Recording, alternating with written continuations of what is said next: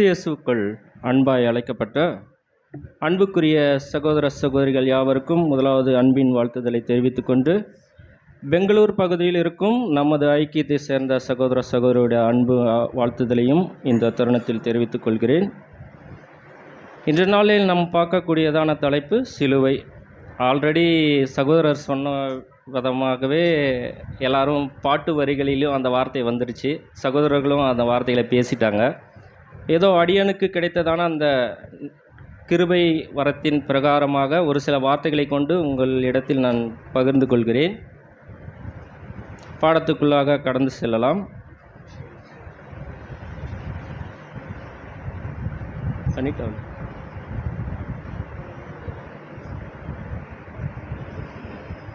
வாசிக்கலாம்.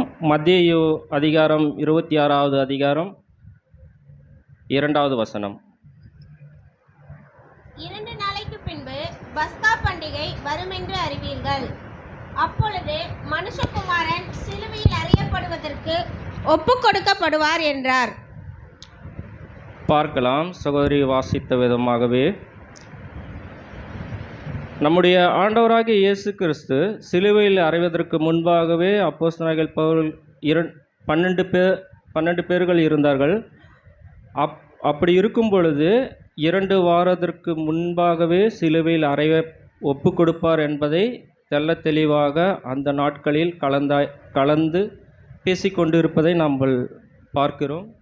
சகோதர சகோதரிகள் மன்னிக்கவும், ஒரு சில குளறுபடியினால் தாமதமாயிடுச்சு. ஆனாலுக்கு சீக்கிரமாக முடிக்கிறதுக்கு ட்ரை பண்ணுறேன். இன்றைய நாளில் நம்ம பார்க்க போகிறதான தலைப்பு சிலுவை. ஆதார வசனம் சகோதரி வாசித்தாங்க. மத்தேயு 26ஆம் அதிகாரம் 2வது வசனம். 2 நாளைக்கு பின்பு பஸ்கா பண்டிகை வரும் என்று அறிவீர்கள். அப்பொழுது மனுஷகுமாரன் சிலுவையில் அறையப்படுவதற்கு ஒப்பு கொடுக்கப்படுவார் என்று. இந்த ஆதார வசனத்தை கொண்டு தேவன் நமக்காக என்ன படிப்பினை சொல்ல போகிறாரு. என்னோட ஸ்லாங் கொஞ்சம் இதுவாக இருக்கும், அட்ஜஸ்ட் பண்ணிங்க. சிலுவைன்ற நம்ம நினைவு கொண்டு வரும்போது எப்படிப்பட்டதான சிலுவையில் உலகத்தில் இருக்குதுன்றதை பார்க்கலாம். இமேஜ் பாருங்கள். ஃபஸ்ட்டு பார்த்திங்கன்னா அது ஒரு விதமான சிலுவை. ஃபஸ்ட் லைனில் 3வது பார்த்திங்கன்னா ஜெருசலேம் கிராஸ்ன்னு சொல்லுவாங்க. அது எல்லோரும் நீங்கள் அறிஞ்சது தான். அப்புறம் பார்த்திங்கன்னா ஆர்த்தடாக்ஸ் கிராஸு, அப்புறம் காமா கிராஸ். அது வந்து நம்ம மேக்ஸுக்கு டீச்சர்ஸ்ங்களுக்கெல்லாம் தெரியும், மேக்ஸுக்கு யூஸ் பண்ணுற கிராஸு. அப்புறம் செகண்ட் லைனில் பார்த்திங்கன்னா பிரதருக்கு தெரியும், ஹாஸ்பிட்டல் லைனுக்கு யூஸ் பண்ணுறது லாட்டின் கிராஸு. அப்புறம் அதை விட்டுருங்க. நெக்ஸ்ட்டு பார்த்திங்கன்னா கல்கதா கிராஸ். நம்ம அதே குறித்து தான் நம்ம இன்றைக்கி பார்க்க போகிறோம். அடுத்தது இந்த பக்கம் பார்த்திங்கன்னா க்ரீக். நம்முடைய வேதாகமத்தோட டிரான்சாக்ஷன் லாங்குவேஜ்ன்றதுனால க்ரீக் அது ஒரு இன்ட்டு வரும், நம்ம நம்பர்ஸ்க்காக யூஸ் பண்ணுறது. அதை பற்றி இந்த சிலுவை இப்பேற்பட்டதான இத்தனை வடிவத்தில் உலகத்தில் இவ்வளோ சிலுவைகள் இருக்குது நினைவில் வச்சுக்கொண்டு, இந்த சிலுவை அறைதல் வந்து இயேசு கிறிஸ்துக்காக மட்டும்தான் பயன்படுத்தினாங்களா, இல்லை உலகத்தில் ஏற்கனவே இதுக்கு முன்னாடி இந்த சிலுவை மரணம், சிலுவையில் அறையப்படக்கூடிய தண்டனை இருந்துச்சான்னு பார்க்கும் பொழுது இந்த ஒரு பட்டணத்தை பார்த்துக்குங்க. அதோட பேர் வந்து பின்னாடி சொல்லுறேன். இங்கே பார்த்தீங்கன்னா முதல் முறையில் சிலுவையில் அரைஞ்சது எங்கன்னு பார்த்தீங்களா, அஸ்ரியான்னு ஒன்று இருக்குங்களா. அஸ்ரியா, பாபிலோன் 2 நாடு மட்டும் ஞாபகம் வச்சுக்கோங்க. அங்கே பார்த்தீங்கன்னா இந்த 2 அதாவது எப்படி சொல்கிறதுன்னா, இந்த நாட்டிலேருந்து தான் சிலுவை மரணத்துக்கான தண்டனை வந்து உருவாச்சு. இங்கேருந்து அவங்க கண்டுபிடிச்சி வரலாற்றில் ரிசர்ச்சில் நம்ம கண்டுபிடிச்சி சொல்கிறோம். பட் அனுமானம் தான். இதை வந்து இதுவாக நினச்சிக்காதீங்க, ஒரு அனுமானம் தான். நம்முடைய வேதத்துக்கு ஒத்து போகுதுன்றதுனால இதை வந்து நம்ம மென்ஷன் பண்ணியிருக்கிறோம். இதை பார்த்திங்கன்னா அலெக்சாண்டர் காலம், நமக்கு தெரிஞ்ச ஒரு போர் வீரர், ஒரு பெரிய ராஜா, எல்லா நாட்டுக்கும் படையெடுத்து போகிற அலெக்சாண்டர் 4ஆம் நூற்றாண்டில் போயிட்டு மத்திய தரைக்கடல் பகுதியில் வந்து அவர் வந்து இந்த தண்டனையை ஸ்டார்ட் பண்ணியிருக்கிறாரு. லெபனான் லெபனான் ரெட் லைனில் வந்து அன்லைன் பண்ணியிருக்கேன் பாருங்கள். இப்போ லெபனான் இருக்குங்களா, அங்கே அங்கேருந்து சிரியா, சிரியாவிலேருந்து கீழே இஸ்ரேல் இருக்குங்க. அப்போது அந்த சிலுவையில் அறையக்கூடிய தண்டனை வந்து எங்கே ஸ்டார்ட் ஆகுதுன்னா இந்த பகுதியில் தான் ஸ்டார்ட் ஆகிட்டு அப்படியே சிரியா வழியாக வந்து அப்படியே எருசலேமுக்குள்ளே வந்துடுது, இஸ்ரேலுக்குள்ளே வந்துடுது. அதை ஞாபகம் வச்சுக்கோங்க.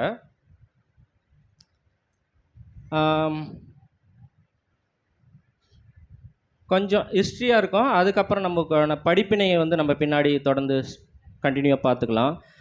இதை வந்து ரோமர்கள் வந்து கற்றுக்கொண்டு ஒரு 500 வருஷமாக இதை நேர்த்தியாக செஞ்சுருக்கிறாங்க. இந்த சிலுவை தண்டனையை வந்து அவங்கக்கிட்டேருந்து இவங்க கற்றுட்டு ஒரு 500 இயர்ஸ் வந்து இதை கண்டினியூ பண்ணியிருக்கிறாங்க. சரி, ரோமர்கள் மட்டும்தான் சிலுவையில் அறைஞ்சிருக்கிறாங்களான்னு பார்க்கும்போது ரோமர்களையும் சிலுவையில் அறையக்கூடிய ஒரு தருணம் அங்கே ஏற்பட்டிருக்குது. அது குறித்து தானே ஹிஸ்ட்ரி இங்கே போட்டிருக்கிறேன். அப்படியே கீழே இருக்கிற லைன் மட்டும் படிங்க சிஸ்டர். கிபி 60 மட்டும் படிங்க. வசனம் வாசிக்கிற சகோதரி.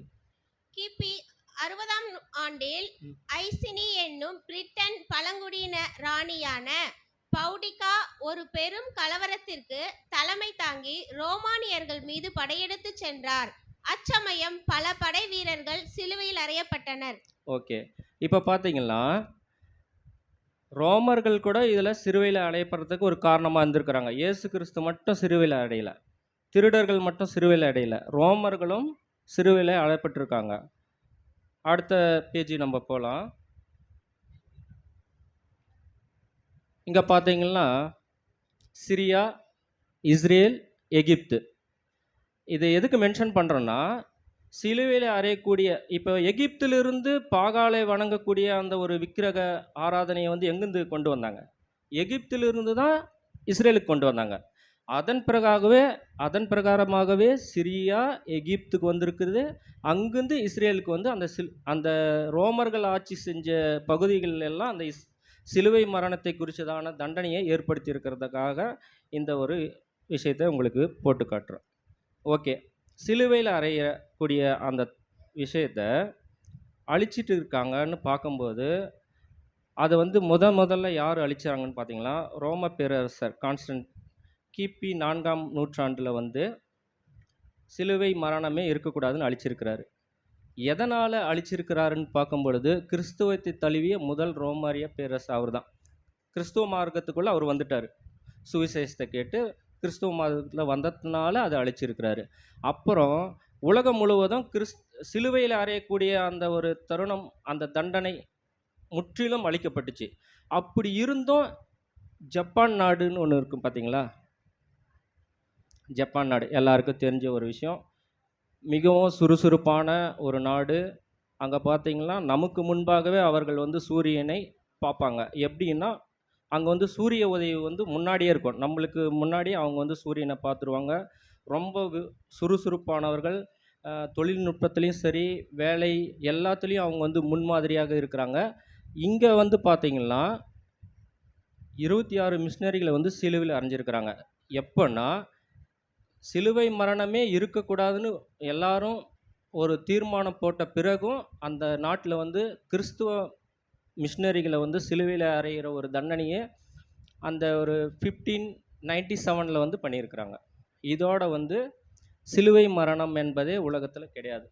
இப்போது சாதாரணமாக ஒரு தவறு செய்த ஒரு குற்றவாளி தூக்கு தண்டனை போடுறாங்கன்னு சொன்னாங்கன்னா கூட அவங்களுக்கு வந்து கருணை இருக்குது, கொஞ்சம் தண்டனை குறைப்பு எல்லாம் ஏற்படுத்துது. அந்த மாதிரி தான் சிலுவை மரணமே இருக்கக்கூடாதுன்றது இந்த 1597ஆம் ஆண்டோட ஸ்டாப் பண்ணிட்டாங்க. இப்போது வரலாற்று ஆராய்ச்சியாளர்கள் என்ன சொல்கிறாங்கன்னா சிலுவை பாடுகள் பற்றிய உண்மைகள் வரலாற்று ஆய்வாளர்களால் உண்மை என கண்டறியப்பட்டது. இது வந்து ஒரு கட்டுக்கதையோ இல்லை இது வந்து ஒரு கதையாகவோ இல்லாமல் உண்மையாகவே சிலுவையில் அறையப்பட்ட கிறிஸ்துவோட பாடு, அவருடைய துன்பம் எல்லாமே உண்மைன்னு வரலாற்று அறிஞர்களால் கண்டுபிடிக்கப்பட்டு உண்மை என நிரூபிக்கப்பட்டது. சரி, சிலுவை பற்றியதான அரிய உண்மை சகோதரி வாசிக்கலாம். டிஸ்பிளே பார்த்து படிச்சு. இயேசு கிறிஸ்து சுமந்த சிலுவையின் எடை 150 கிலோ, நீளம் 15 அடி, அகலம் 8 அடி. சரீரத்தில் அறையப்பட்ட ஆணியின் நீளம் 8 அங்குலம், அகலம் 3/4 அங்குலம். அவருடைய உயரம் 5 அடி 11 அங்குலம். அவருடைய எடை 85 கிலோ. இயேசு கிறிஸ்து நடந்து வந்தபோது 3 முறை தடுமாறி கீழே விழுந்திருக்கிறார். பல மணி நேரம் தண்ணீர் இல்லாமல் அவதிப்பட்டிருக்கிறார். அவர் சரீரத்தில் பலமான காயங்கள் இருந்தன. அவருடைய முதுகில் ஏறத்தாழ 150 ஆழமான காயங்கள் இருந்தன. அவருடைய தலையை கிழித்து 17 முட்கள் உள்ளே சென்றன. அவருடைய உடலில் இருந்து 6.5 லிட்டர் ரத்தம் கசிந்தது. எல்லாரோட உடல்லையும் 6 லிட்டர் இருக்குன்னு சொல்லுவாங்க.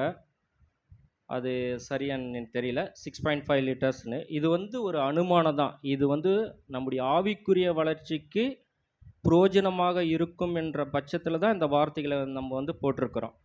இதை குறித்து ஆராய்ச்சி செஞ்சு இதுக்கான டைம் வேஸ்ட் பண்ண வேண்டிய அவசியம் இல்லை. ஆனாலும் 80-90% வந்து இது உண்மை. எப்படி பிரதர் 150 கிலோ வந்து கிறிஸ்து தூக்கிடுவாரா அப்படின்னு எல்லாரும் கேட்கலாம். இப்போது காம்படிஷனில் பார்த்தீங்கன்னா ஒலிம்பிக் இல்லை வெயிட் லிஃப்ட் தூக்குறவங்க 50 கிலோ தான் இருப்பாங்க, 100 கிலோ தூக்குவாங்க. எப்படி? அதற்கான எக்ஸசைஸ், அதற்கான எஃபெக்ட். அதே மாதிரி தான் நம்முடைய ஆண்டவராக இயேசு கிறிஸ்து யாருங்க? வல்லமை நிறைந்தவர், மகத்துவம் உள்ளவர்.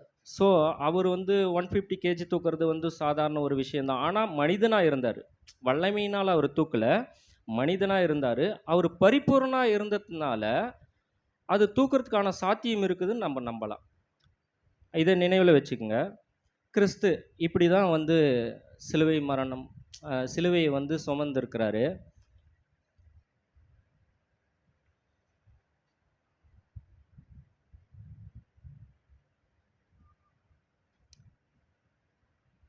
இந்த இந்த ஃபோட்டோவும் பாருங்கள். அவரோட தலையில் வந்து முள்முடி சூட்டப்பட்டுள்ளது. அப்புறம் சகோதரி வாசித்த மாதிரியே 3 டைம் வந்து அவர் விழுந்திருக்கிறாரு, கீழே விழுந்திருக்கிறாரு. இடையில் வந்து ஒரு சகோதரர் வந்து தூக்கி விடுறாரு. அது வந்து கஷ்டப்படுத்துறதுக்கு எப்படி சொல்லுவாங்கன்னா, கட்டாயப்படுத்தினாங்கன்னு சொல்லுவாங்க. கட்டாயப்படுத்தியெல்லாம் இங்கே வந்து யாரையும் நம்ம வந்து சத்தியத்துக்குள்ளே யாரையும் கூட்டு வரல. அவங்கவுங்களோட சுய விருப்பத்தின் பிரகாரம் தான் நம்ம வந்து இங்கே வந்து உட்காந்துருக்குறோம். யாரையும் கட்டாயப்படுத்தி இங்கே கூட்டு வரல. அப்புறம் இந்த ஒரு படத்தை மட்டும் பாருங்கள். ஜஸ்ட்டு உலகத்தில் இந்த ஒரு இமேஜ் வச்சு தான் எல்லாருமே என்ன நினச்சிட்டு இருக்கிறாங்கன்னா, ஜீசஸை வந்து இங்கே ஆணி அடித்து தான் நினச்சிட்டு இருக்கிறாங்க. ஆனால் சயின்ஸ் பிரகாரம் ஒரு மனிதனோட எடை வந்து இந்த உள்ளங்கையில் அடிக்கும்போது என்ன பண்ணுதுங்க? கிழிஞ்சிரும். கிழிஞ்சு கீழே விழுறதுக்கு வாய்ப்பு இருக்குது. அப்போ எப்படி தான் அவங்க ஆணி அடிச்சிருப்பாங்கன்னு பார்க்கும்போது இந்த ஒரு இமேஜ் பாருங்கள். அந்த ஆணியோட அகலம் வந்து பார்த்திங்கன்னா 1 இன்ச்சு. இங்கே எல்லாருமே இண்டஸ்ட்ரியில் இருக்கிறீங்க, அதோட திக்னஸ் தெரியும். 1 இன்ச்சு ஆணியோட இது அகலம். லென்த்து பார்த்திங்கன்னா 5லிருந்து 7 இன்ச்சு இருக்கும். சாதாரணமாகவே நமக்கு ஒரு முள் குத்துனாவே நமக்கு எப்பேற்பட்டதான வலி ஏற்படும்னு எல்லாருமே உணர்ந்தவங்க.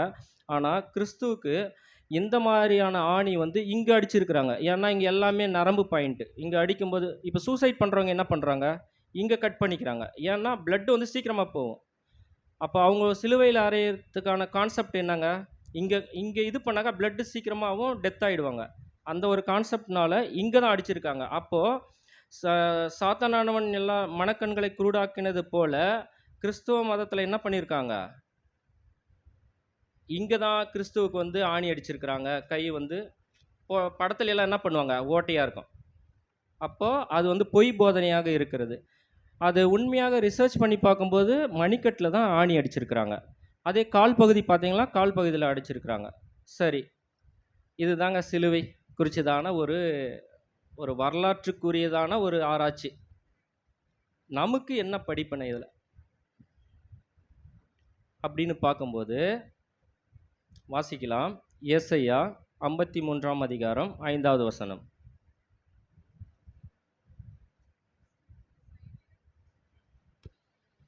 அப்படியே நம்முடைய மீறுதல்களின் நிமித்தமும் அவர் காயப்பட்டு, நம்முடைய அக்கிரமங்களின் நிமித்தம் அவர் நொறுக்கப்பட்டார். நமக்கு சமாதானத்தை உண்டு பண்ணும் ஆக்கினை அவர் மேல் வந்தது. அவருடைய தழும்புகளால் குணமாகிறோம். ஓகேங்க. நம்முடைய மீறுதல் நிமித்தம் அவர் காயப்பட்டு, யாரோட மீறுதல்? ஆதாமிலிருந்து நோவா காலம் வரைக்கும். நோவா காலத்திலிருந்து இப்போ ஆண்டவராகிய இயேசு கிறிஸ்து 2ஆம் வருகை வரும் நிமித்தம் நம்மளுடைய மீறுதல். அப்போ நம்மளும் பஸ்காவை அனுசரிக்கிறதுக்கான காலப்பகுதியில் இருக்கிறோம். அப்போ நம்ம அவருடைய கட்டளையை மீறிக்கொண்டே இருக்கிறோமா? அதனால தான் அவர் காயப்பட்டாரா? திரும்ப நம்ம அவர் சிலுவையில் அறையணுமா? அப்படின்னு பார்க்கும் பொழுது வாசிக்கலாம். 1 பேதுரு 4ஆம் அதிகாரம் 1வது வசனம். இப்படி இருக்க கிறிஸ்து நமக்காக மாம்சத்திலே பாடுபட்டபடியால் நீங்களும் அப்படிப்பட்ட சிந்தையை ஆயுதமாக தரித்து கொள்ளுங்கள். ஆம், அன்பான சகோதர சகோதரிகளே, நம்முடைய சுயத்தை எப்போதும் மரணத்திற்கு ஒப்பு கொடுக்கும்போது மாம்சத்தின் கிரிகளை நம்மை விட்டு அகன்று போகும்படியாகவும், பாவியாகிய நம்மேல் கிறிஸ்து காண்பித்த அன்பை பிறரிடத்தில் காண்பிப்பது எளிதாகும். நம்ம பாவியாக இருக்கிறோம். கிறிஸ்துவோட அன்பை மற்றவங்கிட்ட ஈஸியாக காட்டிடலாம். ஆனாலும் கிறிஸ்து நமக்காக மாம்சத்திலே பாடுபட்டபடியால் நீங்களும் அப்படிப்பட்ட சிந்தையை ஆயுதமாக தரித்து கொள்ளுங்கள். ஆயுதம்னு சொல்லும் பொழுது ஆர்மியில் போய் ஜாயின் பண்ணிடலாங்களா? இல்லை. அப்பேற்பட்டதான ஆயுதத்தை குறித்து தேவன் சொல்லலை. இப்போ நமக்குள்ள எப்படி சொல்கிறது, சரி, வேதம் என்ன சொல்லுதுன்னு பார்க்கும்போது, சிலுவையை எடுத்துக்கொண்டு அனுதினமும் என்னை பின்பற்று. சிலுவை சுமப்பது என்பது சிலுவை சுமப்பது என்பது என்னதுங்க? உலகத்தினுடைய பரியாசம், நிந்தை, துன்பம், அவமானம், உபத்திரவம், பாடு, இதுதான் சிலுவை சுமப்பது. நம்ம போயிட்டு திரும்ப ஒரு 150 கிலோ இருக்கிற சிலுவையை தூக்கிட்டு நம்ம போகவும் முடியாது. அவருக்கு ஏற்படுத்ததான அந்த காயங்களை நம்மளும் ஏற்படுத்திக்க முடியாது. நிந்தை, அவமானம். இப்போ கிறிஸ்துவ மதத்தில் என்ன சொல்கிறாங்க? கிறிஸ்துவை ஃபாலோ பண்ணாக்கா அவமானப்படுத்துகிறாங்க. ஒரு பைபிள் எடுத்துட்டும் நம்ம போக முடியாது. ஒரு சத்தியத்தை சொல்லும் போதும் மதத்தை மாற்றுறாங்கன்ற ஒரு விஷயமெல்லாம் சொல்கிறாங்க. நான் ஒரு ஜென்ரலாக பேசிட்டு இருக்கிறேன், தவறாக எண்ண வேண்டாம். ஆயுதம் தரித்து கொள்ளுங்கள். அப்போ ஆர்மியில் போய் சேர்ந்துடலாங்களா? இல்லை இந்த மாதிரி கேடயம், பட்டயம், அந்த மாதிரி ஆயுதத்தை தரித்து கொள்ளலாமா? அதற்காக நம் அழைக்கப்படவில்லை. வாசிக்கலாம் சிஸ்டர். இது மட்டும் வாசிங்க, மேலே இருக்கிறது மட்டும் வாசிங்க. தலைச்சீரா மட்டும் போட்டுக்கொண்டு யாராவது போருக்கு போவதுண்டோ? இப்போ போருக்கு போகிறவங்க ஹெல்மெட், தலைக்கவசம்னு சொல்லுவாங்க. ஹெல்மெட் மட்டும் போட்டுட்டு போக முடியுங்களா? போக முடியாது. அப்போ தேவன் நமக்கு ஒரு கவசத்தை தர்றதுக்கு ரெடியாக இருக்கிறாரு. அப்பேற்பட்டதான கவசம் என்னான்னு நம்ம போட்டிருக்கோம். இங்கே ரட்சிப்பு என்னும் தலைசீரா, ஹெல்மெட் கொடுத்துட்டாரு பாதுகாப்புக்கு. நம்மளோட வாயிலிருந்து என்ன வரணுங்க? ஜெபம். தாவீது இரவும் பகலும் கர்த்தருடைய வேதத்தில் தியானமாக இருக்கிற மனுஷன் பாக்கியவான், 3 வேளை ஜெபம் பண்ணாரு. அப்புறம் நீதி என்னும் மார்க்கவசம், சத்தியம் என்னும் கச்சை, தேவ வசனமாகிய ஆவியின் பட்டயம், விசுவாசம் என்னும் கேடயம், சமாதானத்தின் சுவிசேஷத்துக்குரிய ஆயுதம் மற்றும் பாதரட்சை. இப்போ பாதரட்சையை மட்டும் மென்ஷன் பண்ணி சொல்கிறேன் பாருங்க.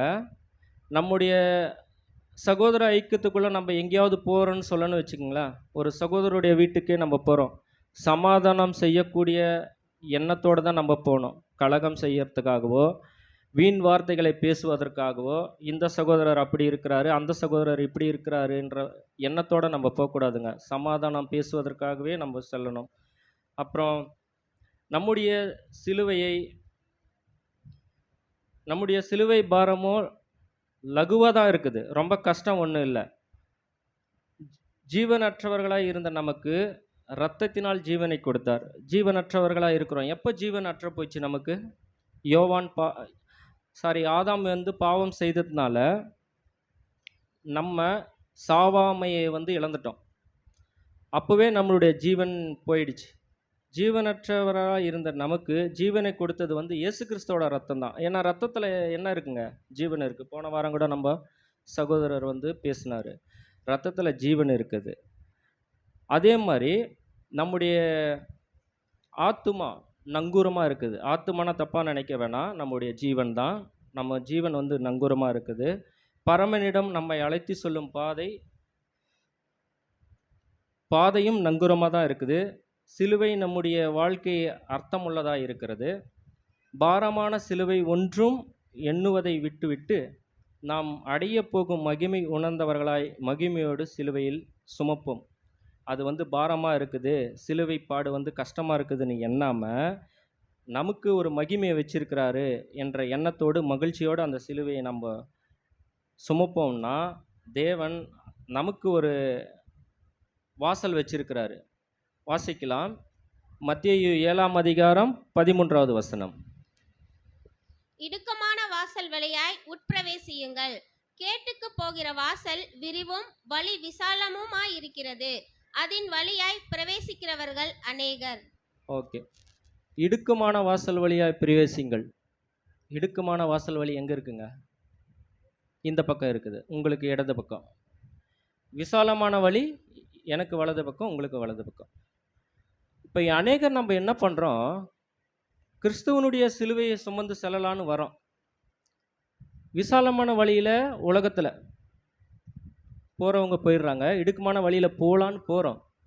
அப்போ ஃபஸ்ட்லேயே என்ன வருது பாருங்கள், பதவி, ஆசை, சிற்றின்பம், மயக்கம். கிறிஸ்துவனுடைய அடிச்சுவலை பின்பற்றி நடக்கலான்னு நம்ம ஒரு ஸ்டெப்பு எடுத்து வைக்கும்போது என்ன பண்ணுதுங்க, பதவி நம்மளை தடுக்குது.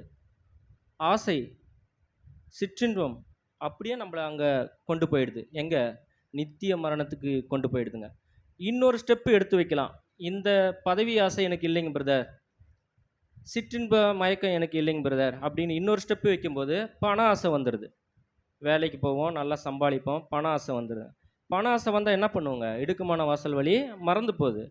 அதுவும் எங்கே போகுதுங்க, விசாலமான வழிக்கு கொண்டு போயிடுதுங்க. மூணாவது ஸ்டெப்பு வைக்கலான்னு பார்த்தா கம்யூனிட்டி ப்ராப்ளம் வந்துடுது. நம்ம எல்லாருமே யாருங்க, புறஜாதி. இஸ்ரேல் மட்டும்தான் யாருங்க, உயர்ந்த ஜாதி. உலகத்திலேயே இங்கே இந்தியாவோட இது நான் தவறுதெல்லாம் எடுக்க வேண்டாம். அடுத்தது இன்னொரு ஸ்டெப்பு எடுத்து வைக்கிறேன் பிரதர், நான் ஓட்டத்தை சீராக ஓடிட்டு இருக்கிறேன்னு போகும்போது தேவ பக்தியின் வேஷம். நம்ம தேவ பக்தியின் வேஷம் போட்டிருக்கிறோமா அப்படின்னு நம்ம தங்களை தாங்களே நிதானித்து அறிந்து தேவனுடைய வழியில் செல்றதுக்கு பிரயோஜனப்படுத்தி கொள்ளும் விதமாக இந்த வார்த்தைகள் தேவன் கொடுத்து கொண்டிருக்கிறார். அடுத்து தேவ பக்தி வேஷம் இல்லை பிரதர், எனக்கு இன்னும் ஒரு ஸ்டெப்பு எடுத்து வைக்கிறேன்னு சொல்லும்போது உலக கவலை. என்ன பண்ணுறேங்க, பின்னாடி திரும்பி பார்க்குறோம், பிரதர் பணம் இல்லைங்க பிரதர், பதவி இல்லை. தேவ பக்தியோட வேஷத்தை தரித்து கொள்றதுக்கு பாஸ்டருங்க என்ன பண்ணுறாங்க, வெள்ளை அங்கேயே மாட்டிட்டு தசம பாகம் கொடுங்க, தேவனுக்கு வந்து எல்லாம் செய்யுங்க அப்படின்ற பணப்பிரியர்களாக இருக்கிறதுனால உலக கவலை வந்துடுது. தற்பிரியம், அடுத்தது தற்பிரியம் வந்துடுதுங்க. இது எல்லாத்தையும் தூக்கி போட்டுட்டு போகிறவங்க தான் இடுக்கமான வாசல் வழியாக போயிட்டு நித்திய ஜீவனுக்கு செல்லும் வழியாக கடைசியில் பரலோக வாசலுக்குள்ளாக பிரவேசிக்கிறாங்க. நம் தினமும் சிலுவை சுமக்க வேண்டும். வேதம் கூறுகிறது, ஜீவனுக்கு போகிற வாசல் இடுக்கமும் வழி நெருக்கமுமாக இருக்கிறது. அதை கண்டுபிடிக்கிறவர்கள் சிலர் சிலுவை எடுத்துக்கொண்டு அனுதினமும் அவரை பின்பற்றும் போது இடுக்கமான வாசல் வழிக்கு நேராய் நாம் வழி நடத்தப்படுகிறோம். பிரியமானவர்களே, இப்போ லெந்து நாள், உலகத்தில் வந்து லெந்து நாள் இருக்குது. அது பார்த்திங்கன்னா இந்த தருணம் மட்டும் நம்ம ஏன் ஸ்பெசிஃபிக்காக ஒரு ட்ரெஸ்ஸாக, ஒரு சிலர் வந்து உபவாசம் இருக்கிறாங்க, 40 days இருக்கிறாங்க, 50 days இருக்கிறாங்க.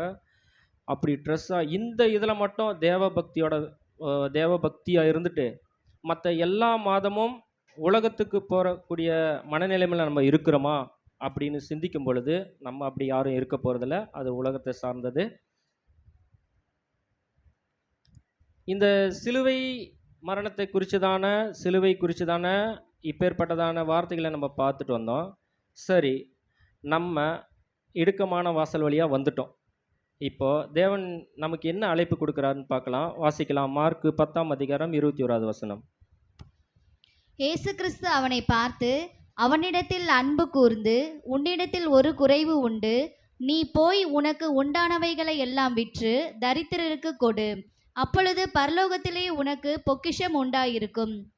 பின்பு சிலுவையை எடுத்துக்கொண்டு என்னை பின்பற்றி வா என்றார். ஓகே, பார்த்துக்குங்க. சிலுவையை எடுத்துக்கொண்டு என்னை பின்பற்றி வா. அப்போ நம்மக்கிட்ட என்ன குறை இருக்குங்க? ஏதோ ஒரு குறை தேவன் வந்து இன்ற நாளில் உணர்த்துறாரு. அது எச்சரிக்கையாக கூட நம்ம எடுத்துக்கலாம். உன்னோடது எல்லாத்தையும் விற்று தரித்திரத்திற்கு கொடு. நம்ம விற்றுட்டு ஏன் இந்த வார்த்தையை நம்ம சொல்லியிருக்கிறோன்னா, ஆதிகால சபையில் பார்த்தீங்கன்னா அப்போஸ்தலர்கள் தங்களுக்கு உண்டான எல்லா விதமான ஆஸ்திகளையும் விற்று ஊழியத்திற்காக கொடுத்துருக்குறாங்க. அந்த மாதிரி உங்களை யாரையும் விற்று எடுத்துன்னு வந்து இங்கே கொடுங்கன்னு யாரும் சொல்ல போகிறதில்ல. அந்த கான்செப்ட் வேறு. இங்கே என்ன சொல்கிறாருன்னா, என்னுடைய சிலுவையை நீ எடுத்துகிட்டு நீ என் பின்னாடி வரணும், என்னுடைய அடிச்சுவடுகளை பின்பற்றி வரணும்னா நீ வந்து எதுவுமே இல்லாமல் இருக்கணும். நம்ம பிறக்கும்போது எப்படி வரங்க? ஏதாவது கொண்டு வரோமா?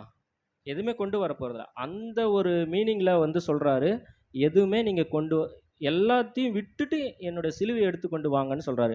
அப்போஸ்தலனாகிய பவுல் என்ன சொல்கிறாரு பாருங்க, வாசிக்கலாம். 1 கொரிந்தியர் 15ஆம் அதிகாரம் 9ஆம் வசனம். நான் அப்போஸ்தலர் எல்லாரிலும் சிறியவனாய் இருக்கிறேன். தேவனுடைய சபையை துன்பப்படுத்தினதினாலே நான் அப்போஸ்தலன் என்று பெயர் பெறுவதற்கும் பாத்திரன் அல்ல. ஆமாங்க, பாருங்க. அப்போஸ்தலர்கள் எல்லாரும் அது ஒரு வசனம் ஒன்று சொல்லுவாங்க. நாங்கள் கூட டிஸ்கஷன் பண்ணும்போது பேசுவோம். அகால பிறவியாய் பிறந்தேன்னு சொல்லுவார் இயேசு கிறிஸ்து. அப்போஸ்தலனாகிய பவுல் எதுக்கு அந்த அகால பிறவியாய் பிறந்தன்னா, 12 அப்போஸ்தலர்கள் வந்து செலக்ட் பண்ணிட்டாரு இயேசு கிறிஸ்து ஃபர்ஸ்ட்டில். இவர் 13ஆவதாக தான் வராரு. யூதாஸ் போனதுனால 13ஆவதாக வராரு. நான் வந்து உங்கள் இதில் நான் பிறக்க முடியல அப்படின்ற ஒரு கான்செப்டில் அகால பிறவியாய் பிறந்தேன்னு சொல்லுவார். அதே மாதிரி பவுல் வந்து என்ன பண்ணாருங்க, சீஷர்களை துன்பப்படுத்தினார். ஏன்னா அவர் வந்து ஏற்கனவே அவர் வந்து ஒரு இதுவாக இருந்தார்ல, போர் சேவகனாக இருந்தார். அங்கே ஒரு கண்ட்ரோலில் ஒரு ஆர்மி கமாண்டோ மாதிரி இருந்தார். யாரும் கிறிஸ்துவ மதத்தை வந்து தொழுகை பண்ணக்கூடாது, ஜீசஸ் வார்த்தைகளை பேசக்கூடாது, ஜெருசலேமில் வந்து யெகோவா தேவன் மட்டும்தான் மேசியா கிடையாதுன்ற எல்லாரையும் பிடிச்சி அவர் வந்து ரொம்ப கொடுமைப்படுத்தின ஒரு மனிதராக இருந்தார். அதுக்கப்புறம் அவர் எப்படி உருமாற்றம் ஆனார், எப்படி சபையிலேயே அவர் தலை சிறந்தவரானார் என்பதை நீங்கள் அறிஞ்சது தான். அது நம்ம சொல்ல வேண்டிய அவசியம் இல்லை. இப்போது அடுத்த நம்முடைய படிப்பினைக்கு வந்துடலாம். நம்முடைய குடும்பம் சார்ந்ததான ஒரு டிஸ்பிளே உங்களுக்கு பண்ணியிருக்கிறேன். இங்கே பாருங்கள், ஒரு குடும்பம் எல்லாருமே சிரிச்சிட்டு இருக்கிறாங்க, சந்தோஷமாக இருக்கிறாங்க. என்ன காரணம்னு யாராவது சொல்ல முடியுங்களா? நான் சொல்கிறேன் பாருங்க. இவர் ஒரு ஹஸ்பண்டாக இருக்கலாம், பக்கத்தில் இருங்க ஒய்ஃபு, கீழே அவங்க பசங்க, பையன் பொண்ணு 2 பொண்ணுங்க. மேபி பொண்ணோட அப்பா அம்மா இருக்கலாம், இல்லை பையனோட அப்பா அம்மா இருக்கலாம். என்ன காரணத்தின் நிமித்தம் இவர்கள் வந்து ஒற்றுமையாக சிரித்து மகிழ்ச்சியாக இருக்கிறாங்கன்னு பார்க்கும் பொழுது அவங்க பார்த்திங்கன்னா ஒருத்தரை விரும்புகிறாங்க. கணவன் மனைவியை விரும்பலாம், மனைவி கணவனை விரும்பலாம், இல்லை 2 பேரும் சேர்ந்து பிள்ளைகளை விரும்பலாம், இல்லை 4 பேரும் சேர்ந்து தாத்தா பாட்டியை விரும்பலாம். இப்பேற்பட்டதான மகிழ்ச்சிக்கு காரணம் என்னங்க? விருப்பம். ஒருத்தரை விரும்புகிறாங்க. சரிங்க, வேதம் என்ன சொல்லுது பார்க்கலாம். சிஸ்டர் வாசிக்கலாம், இங்கே பார்த்து வாசிங்க. மத்தேயு 10ஆம் அதிகாரம் 37வது வசனம். தகப்பனையாவது தாயையாவது என்னிலும் அதிகமாய் நேசிக்கிறவன் எனக்கு பாத்திரன் அல்ல. பார்த்தீங்களா? தன் சிலுவையை எடுத்துக்கொண்டு என்னை பின்பற்ற கடவன் அப்படின்னு சொன்ன இயேசு கிறிஸ்துவோட வார்த்தை, தகப்பனையாவது தாயையாவது நேசிக்கிறவன் எனக்கு பாத்திரன் அல்லன்னு சொல்லிட்டாரு. சரிங்க, இயேசு கிறிஸ்து எப்படி சொல்லிட்டாருங்க? பிலிப்பியரில் வாசிக்கலாம், 6ஆம் அதிகாரம் 1வது வசனம். எபேசியர் 6ஆம் அதிகாரம் 1வது வசனம். பிள்ளைகளே, உங்கள் பெற்றோருக்கு கர்த்தருக்குள் கீழ்ப்படியுங்கள், இது நியாயம். தொடர்ந்து வாசிங்க சிஸ்டர், 6வது வசனம் வரைக்கும் வாசிங்க. உனக்கு நன்மை உண்டாயிருப்பதற்கும் பூமியிலே உன் வாழ்நாள் நீடித்திருப்பதற்கும் உன் தகப்பனையும் உன் தாயையும் கனம் பண்ணுவாயாக என்பதே வாக்குத்தத்தமுள்ள முதலாம் கற்பனையாய் இருக்கிறது. பிதாக்களே, நீங்களும் உங்கள் பிள்ளைகளை கோபப்படுத்தாமல் கர்த்தருக்கேற்ற சிட்சையிலும் போதனையிலும் அவர்களை வளர்ப்பீர்களாக. வேலைக்காரரே, நீங்கள் கிறிஸ்துவுக்கு கீழ்ப்படுகிறது போல சரீரத்தின்படி உங்கள் எஜமான்களாய் இருக்கிறவர்களுக்கும் பயத்தோடும் நடுக்கத்தோடும் கபடற்ற மனதோடும் கீழ்ப்படிந்து மனுஷருக்கு பிரியமாய் இருக்க விரும்புகிறவர்களாக பார்வைக்கு ஊழியம் செய்யாமல் கிறிஸ்துவின் ஊழியக்காரராக மனப்பூர்வமாய் தேவனுடைய சித்தத்தின்படி செய்யுங்கள். ஆமாங்க. இப்போ பார்த்தீங்களா, தகப்பனையாவது தாயாவது என்னிலும் அதிகமாக நேசிக்கிறவன் எனக்கு பாத்திரன் அல்ல. அப்போ இடுக்கமான வாசல் வழியும் அவங்களுக்கு கிடையாது, பரலோகத்துக்குரிய ஆசீர்வாதமும் கிடையாது. அப்படி சொல்லிட்டு இங்கே எபேசியரில் வந்து இப்படி சொல்கிறாரு, பிள்ளைகளே உங்கள் பெற்றோருக்கு கர்த்தருக்குள் கீழ்ப்படியுங்கள், இது நியாயம். இப்போ இங்கே வந்து பார்த்தீங்களா, நேசிக்காதீங்கன்னு சொல்கிறாரு, இங்கே கீழ்ப்படிதலை முக்கியத்துவம் பண்ணுறாரு. இதில் என்ன நமக்கு படிப்பினைன்னு பார்க்கும் பொழுது,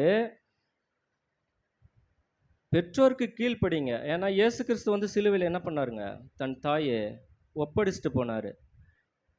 ஒப்படைக்கும் பொழுது அவர் ஒரு கடமையை செஞ்சிட்டாரு.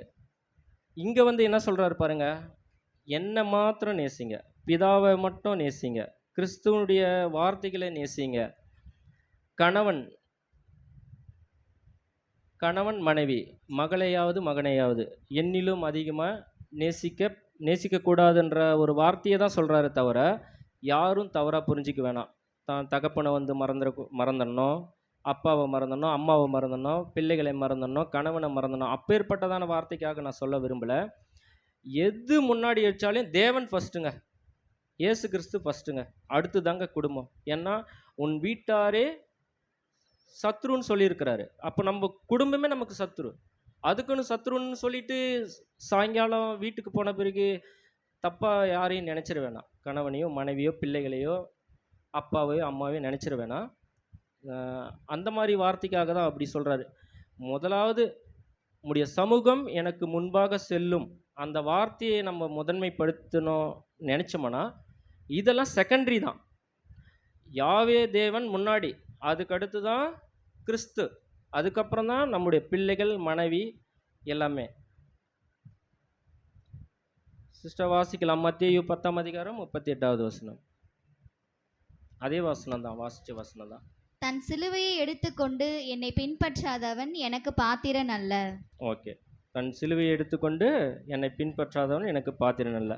சரி, லூக்காவில் பார்க்கலாம். லூக்கா 14ஆம் அதிகாரம் 26வது வசனம்.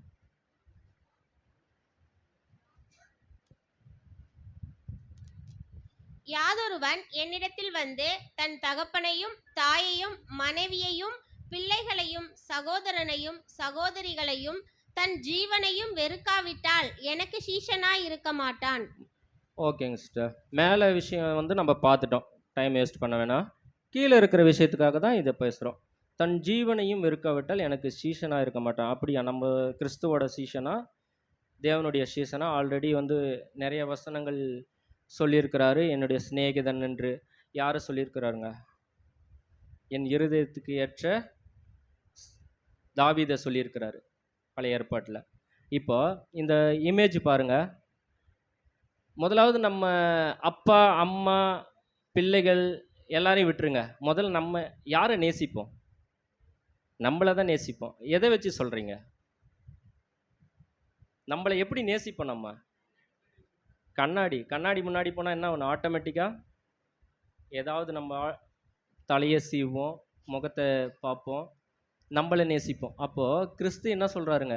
தன் ஜீவனை வெறுக்காவிட்டால், தான் ஒன்றுமே இல்லை என்ற ஒரு மனப்பக்குவம் நமக்குள்ளே வந்துட்டோம்னா, கிறிஸ்து தாங்க பரிசுத்த அலங்காரத்துடன் கர்த்தரை தொழுது கொள்ளுங்கள். அப்போது நம் மேலான அலங்காரம் அல்ல, உள்ளான அலங்காரம், நம்முடைய இருதயத்தில் இருக்கிறதான பரிசுத்த அலங்காரம் தான் தேவனை வந்து தரிசிக்க முடியும். அப்போது பார்க்கும் பொழுது அப்போது இன்னொன்று யோசிக்கலாம் நம்ம, என்ன பிரதர் நீங்கள் தகப்பனையும் தாயையும் நீங்கள் வந்து நேசிக்கக்கூடாது அப்படின்னு சொல்லலாம். அதே வசனத்தில் சொல்லுது, ஆண்டவரே முன்பு நான் போய் என் தகப்பனையும் அடக்கம் பண்ணிட்டு வரேன். இருங்க ஒரு நிமிஷம் இருங்க. அடக்கம் பண்ணிட்டு வரேன் அப்படின்னு கேட்கும்போது, மரித்தோர் அடக்கம் பண்ணட்டும், அந்த வசனம் உங்களுக்கு தெரியும். அப்போ என்ன பின்பற்றி வான்னு சொல்கிறாரு. அப்போ என்ன கான்செப்ட்னா, வருங்காலத்தில் உயிர்த்தெழுதல் உயிர்த்தெழுதல் வரும்பொழுது அவர்கள் வந்து தேவனை தரிசிப்பாங்க 1000 வருட அரசாட்சியில். இப்போ ஒரு அரசாட்சி வந்துருச்சுன்றது அது வேற குரூப்புங்க, அதுக்குள்ளே நம்ம போவேணாம். அவங்க ஆதாரங்கள் காட்டுனா காட்ட மாட்டாங்க, அது வேற விதமான புஸ்தகங்களை பயன்படுத்துகிறாங்க. அப்படி சொல்லும்போது மரித்தோரை அடக்க மாட்டேன்னா நீ என்னுடைய வார்த்தையை கேட்டுக்கொண்டு என் பின்பற்றி வான்னு சொல்கிறாரு. அடுத்ததாக ஒரு வசனம் வாசிக்கலாம். மத்திய 16ஆம் அதிகாரம் 26வது வசனம். மனிதன் உலகம் முழுவதையும் ஆதாயப்படுத்தி கொண்டாலும் தன் ஜீவனை நஷ்டப்படுத்தினால் அவனுக்கு லாபம் என்ன? மனிதன் தன் ஜீவனுக்கு ஈடாக எண்ணத்தை கொடுப்பான். ஓகேங்க சார். இப்போ பார்த்தீங்கன்னா கிறிஸ்து நமக்காக சிலுவையில் ஜீவனை கொடுத்துட்டாரு. நம்ம உலகத்தில் எல்லா விதமான ஆஸ்திகள் பதவிகள் எல்லாத்தையும் நம்ம சம்பாதிக்கிறோம். அது டிஸ்பிளே நீங்கள் பார்த்தீங்கன்னா தெரியும். ஒவ்வொன்றா நான் எக்ஸ்பிளைன் பண்ண விரும்பலை, எல்லாத்தையும் பார்த்துங்க. உலகம் முழுவதும் ஆதாயப்படுத்தி தான் மனுஷன் என்ன பண்ணுறாங்க, ஆசைப்படுறான். அதில் ஆசை பேராசை 2 விதமான ஆசைகள் உள்ளது.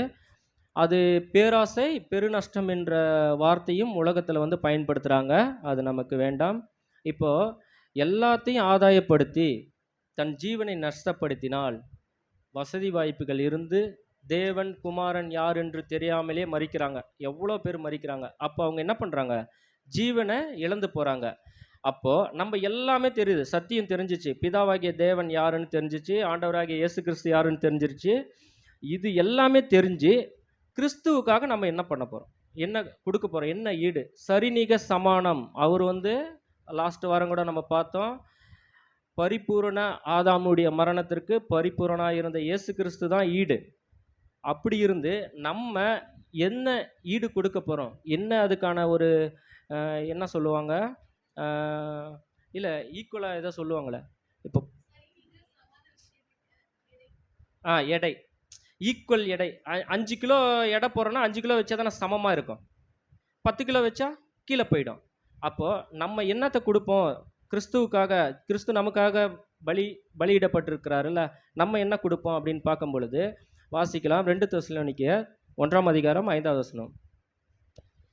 நீங்கள் கடவுளுடைய ராஜ்யத்தின் நிமித்தம் பாடு அனுபவிக்கிறவர்களாய் இருக்க அந்த ராஜ்யத்திற்கு நீங்கள் பாத்திரன் என்றெண்ணப்படும் படிக்கு கடவுள் நியாயமான தீர்ப்பு செய்கிறவராய் இருக்கிறார். பார்த்தீங்களா, ஒரே ஒரு விஷயம்தான் தேவன் கிறிஸ்து மூலமாக வெளிப்படுத்துகிறார். அவர் நிமித்தம் நம்ம பாடு அனுபவிக்கணும். லாஸ்ட் டைம் நம்ம ஃபஸ்ட்டில் பார்த்தோம் பார்த்தீங்களா, நிந்தை, அவமானம், துக்கம், துப்புவாங்க, விமர்சனம் பண்ணுவாங்க, பரியாசம் பண்ணுவாங்க, கேலி பண்ணுவாங்க. எல்லாத்தையும் கிறிஸ்துவுக்காக, நம்மளுடைய சுயத்துக்காக இல்லை, கிறிஸ்துவுக்காக அனுபவிக்கிறோமா? அவருடைய வசனத்தை நம்ம பிரசங்கிக்கும் போது அனுபவிக்கிறோமா? இல்லை ஒரு சகோதரர் வந்து ஒரு தவறாக நம்மளை பற்றி பேசுகிறாங்கன்னா அவர்களுக்காக நம்ம ஜெபம் பண்ணுறோமா? ஆமாம் பிரதர் அவர் அப்படி தான் அப்படின்னு இன்னொரு சகோதரர்கிட்ட அவரை பற்றி தானே குறைகள் பேசுகிறோமா? அதற்காக தானே இந்த வார்த்தையை தவிர யாரையும் காயப்படுத்துறதுக்காக அல்ல. அப்படி நம்ம பாடுபடும்போது அந்த ராஜ்யத்திற்கு வரக்கூடிய ராஜ்யத்தில் தேவன் நமக்கு கிறிஸ்து மூலமாக கொடுக்கக்கூடிய ஒரு விஷயந்தான் இதுங்க. என்ன பண்ணுறாருங்க, ஜீவ கிரீடம், நமக்காக ஜீவ கிரீடம் தராரு. வாசிக்கலாம். பிலிப்பியர் 3ஆம் அதிகாரம் 11வது வசனம். அப்போஸ்தலனாகிய பவுல், இன்னும் ஒரு 3 நிமிஷம் நான் முடிச்சிடுறேன். அவருக்காக எல்லாவற்றையும் நஷ்டம் என்று விட்டேன், குப்பையுமாக எண்ணுகிறேன். அவ்வளோதாங்க சகோதர சகோதரிகளே. இங்கே பார்க்கும்போது கீழே இருக்கிற இமேஜ் பார்த்துக்குங்க. குப்பையாக போடுறோம். என்னென்ன இருக்குது பாருங்கள், அதில் எல்லாமே இருக்குது. கோல்டு இருக்குது, பணம் இருக்குது, எந்த அளவுக்கு தெரியுதுன்னு தெரில. கோல்டு இருக்குது, பணம் இருக்குது, அப்புறம் ஒரு சில முக்கியமான ப்ராப்பர்ட்டிஸ் எல்லாமே அதில் இருக்குது. கிறிஸ்துவை பற்றி கொள்ளும் பொழுது நம்ம என்ன பண்ணுறோங்க, அப்போஸ்தலனாகிய பவுல் சொல்கிறாருங்க, அவர் அனுபவித்து சொல்கிறாரு. சிஸ்டர் பிலிப்பியர் 3ஆம் அதிகாரம் 11வது வசனம் எடுத்துங்க, பைபிளில் எடுத்துங்க. நீங்கள் வந்து தியானத்தில் இருக்கும்போது பிலிப்பியர் அதிகாரத்தை நன்கு வாசிங்க. வீட்டில் இருக்கும்போது ரொம்ப விசேஷமான சுவிசேஷம் அது. நம்மளுடைய சாயலை அப்படியே எழுதியிருப்பார் பவுல். அப்போஸ்தலனாகிய பவுல் வந்து பிலிப்பியரில் மனிதருடைய சாயல், குணலட்சணம், எண்ணம், ஏக்கம் எல்லாமே பிலிப்பியரில் அவ்வளோ தெளிவாக எழுதியிருப்பார். பிலிப்பியரோட முழு அதிகாரமும். 12வது வசனம் வாசிங்க. ஆ ஓகே, கண்டினியூ வாசிங்க. நான் அடைந்தாயிற்று ம் அல்லது முற்றும் தேறினவன் ஆனேன் என்று ம் எண்ணாமல் ம் கிறிஸ்து இயேசுவினால் நான் எதற்காக பிடிக்கப்பட்டேனோ ம் அதை நான் பிடித்து கொள்ளும்படி ஆசையாய் தொடர்கிறேன். ம் அப்படியே கண்டினியூ வாசிங்க. ஒரு ச- 15வது வசனம் வரையும் வாசிங்க. சகோதரரே, ம் அதை அதை பிடித்து கொண்டேன் என்று நான் எண்ணுகிறதில்லை. ம் ஒன்று செய்கிறேன், ம் பின்னானவைகளை மறந்து முன்னானவைகளை நாடி கிறிஸ்து இயேசுவுக்குள் கடவுள் அழைத்த பரம அழைப்பின் பந்தய பொருளுக்காக ம் இலக்கை நோக்கி தொடர்கிறேன். ம் ஆகையால் நம்மில் தேறினவர்கள் யாவரும் இந்த சிந்தையாய் இருக்க கடவும். எந்த காரியத்திலாவது நீங்கள் வேறே சிந்தையாய் இருந்தால் ம் அதையும் கடவுள் உங்களுக்கு வெளிப்படுத்துவார். ஆமாங்க. எல்லாத்தையும் நம்ம அடைஞ்சாயிடுச்சு. என்ன பண்ணுவோங்கன்னா, எக்ஸாம்பிள் நம்ம எக்லிஷாவுக்கு வந்திருக்கிறோம். எல்லாமே நமக்கு தெரியுமா? தெரியாது. கற்றுக்கொள்ள தான் நம்ம வந்திருக்கிறோம். இது இடம் என்னங்க? காலேஜ். Bible student. லெக்சரர் இல்லை, பிரின்ஸ்பால் இல்லை, ஹெட்மாஸ்டர் இல்லை. நமக்கு யாருங்க இல்லை பிரின்ஸ்பால், ஹெட்மாஸ்டர்? கிறிஸ்து. கிறிஸ்து தாங்க நமக்கு டீச்சரு. நம்ம எல்லாமே ஸ்டூடெண்ட். அப்போ நம்ம வந்து தேறிட்டோம், கற்றுக்கணும், எல்லாமே நமக்கு தெரியுன்ற ஒரு கான்செப்டில் எந்த சகோதர சகோதரியும் தயவு செஞ்சு எண்ணிட வேண்டாம். இது தேவனுடைய எச்சரிப்பான வார்த்தை. ஏன்னா எல்லாத்தையும் பிசிக்கலாக அப்போஸ்தலனாகிய பவுல் வந்து கற்றுக்கொண்டு அவருடைய படிப்பினையை தான் நமக்கு இப்போ கற்றுக் கொடுக்குறார். எல்லாத்தையும் கற்றுட்டு சொல்கிறாரு பாருங்க, எல்லாத்தையும் நஷ்டமென்று குப்பையமாக எண்ணுகிறேன். குப்பை மாதிரிங்க உலகம். எதுவுமே வந்து கொண்டு போக போகிறதில்ல. குப்பையாக எண்ணிட்டு கிறிஸ்துவே ஃபாலோ பண்ணுறேன்னு சொல்கிறாரு. அப்போது இப்படி ஒரு வார்த்தையை கொடுத்த இயேசு கிறிஸ்து ஒரு ஆறுதலான வார்த்தையை நம்ம மத்தியில் கொடுக்குறாரு. அடுத்ததாக வாசிக்கலாம். மத்தேயு 11ஆம் அதிகாரம் 28வது வசனம். இதிலே பார்த்து வாசிங்க. டைம் ஆயிடுச்சு. வருத்தப்பட்டு பாரம் சுமக்கிறவர்களே, நீங்கள் எல்லாரும் என்னிடத்தில் வாருங்கள், நான் உங்களுக்கு இளைப்பாறுதல் தருவேன். பார்த்தீங்களா? வருத்தப்பட்டு பாரம் சுமப்பவர்களே, நீங்கள் எல்லோரும் என்னிடத்தில் வாருங்கள், நான் உங்களுக்கு இளைப்பாறுதல் தருவேன். இது ஃபெமிலியரான ஒரு வசனம் உலகத்துக்கு. எல்லா சர்ச்சிலையும் இதை போட்டிருப்பாங்க. எல்லாரும் ஆத்துமாவை ஆதாயப்படுத்துறதுக்காக இந்த வசனத்தை போடுவாங்க. ஆனால் உண்மையிலேயே நமக்குள்ள வருத்தம் இருக்குதா? கிறிஸ்துக்கிட்ட போங்க, நல்ல சகோதரங்கிட்ட ஷேர் பண்ணுங்க. இருந்தாலும் பர்சனல் அவங்களோட ஃபேமிலிக்குள்ள குடும்ப ஜபம் ஏற்படுத்திக்கங்க.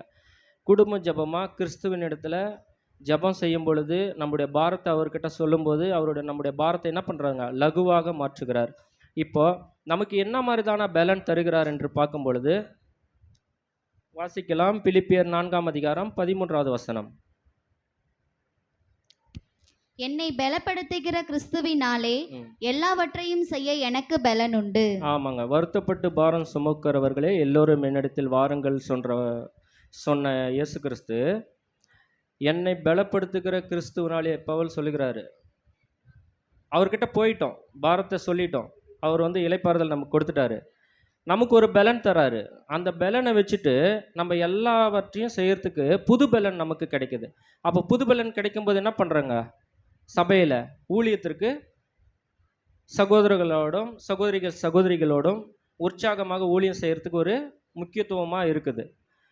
அடுத்தது வாசிக்கலாம். நம்மளுடைய பரம அழைப்பு எங்கே போய் முடியுதுன்னு பார்க்கும் பொழுது நானே வாசிக்கிறேன். பின்னானவைகளை மறந்து முன்னானவைகளை நாடும் பொழுது கிறிஸ்து இயேசுவுக்குள் தேவன் அழைத்த பரம அழைப்பின் பந்தை பொருளுக்காக லக்கை நோக்கி தொடருகிறேன். அப்போது அது தொடர்ந்து போகும்பொழுது எங்கே போகிறோங்க? பரலோக ராஜ்யத்துக்கு தான் நம்ம போகிறோம். அப்போ பரலோக ராஜ்யத்துக்கு போனோன்னா என்ன பண்ணுங்க? தாழ்மை தாழ்மை தாழ்மை தாழ்மை. நம்மளை எந்த அளவுக்கு தாழ்த்துறோமோ. ஏன்னா வசனம் சொல்கிறது, இங்கே பிள்ளைகள் போல் ஆகாவிட்டால்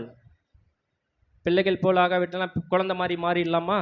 இல்லை. குழந்தைகள் என்ன பண்ணுங்க? அவங்களோட சுபாவம் கீழ்ப்படியும், கள்ள கபடம் இல்லாமல் இருக்கும். மனசில் எதனா வச்சுக்குமா? வஞ்சனை எதுவுமே வச்சுக்காதுங்க. அந்த குழந்தை சுபாவத்துக்கு மாறும் பொழுது அந்த தாழ்மை வந்து என்ன பண்ணுதுங்க, எந்த அளவுக்கு தாழ்த்துறார்.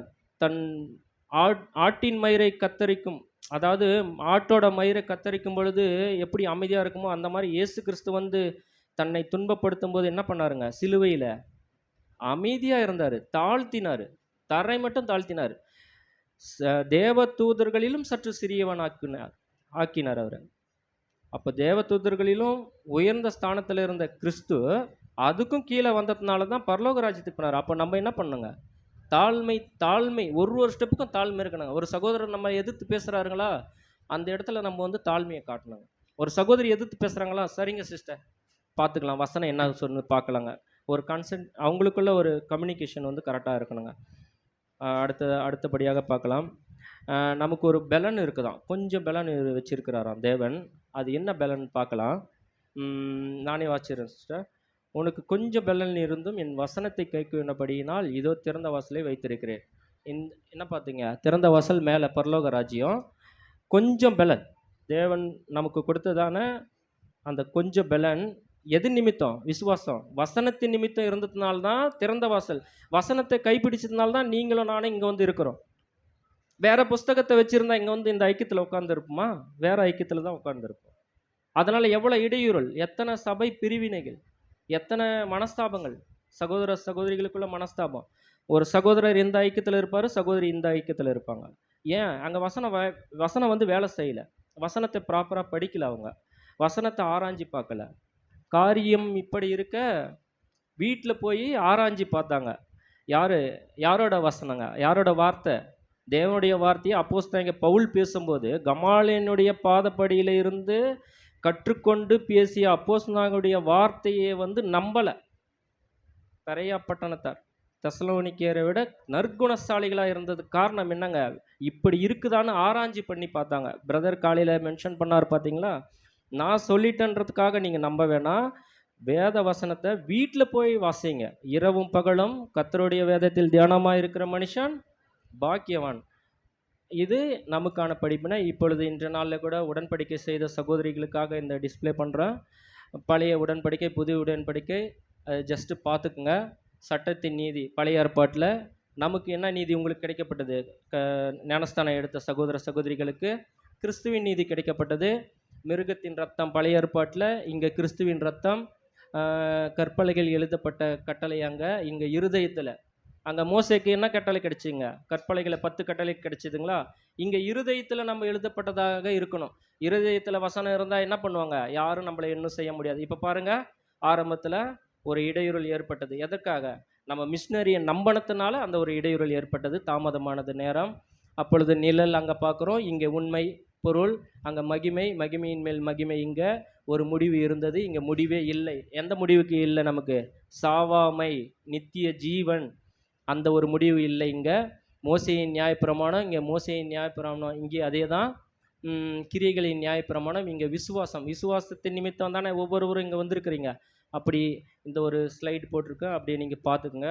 அடுத்தபடியாக நேரம் இல்லாத காரணத்தினால தேவன் என்ன சொல்கிறாருங்க, வாசிக்கலாம் சிஸ்டர், இந்த ஒரு வசனத்தை வாசிங்க.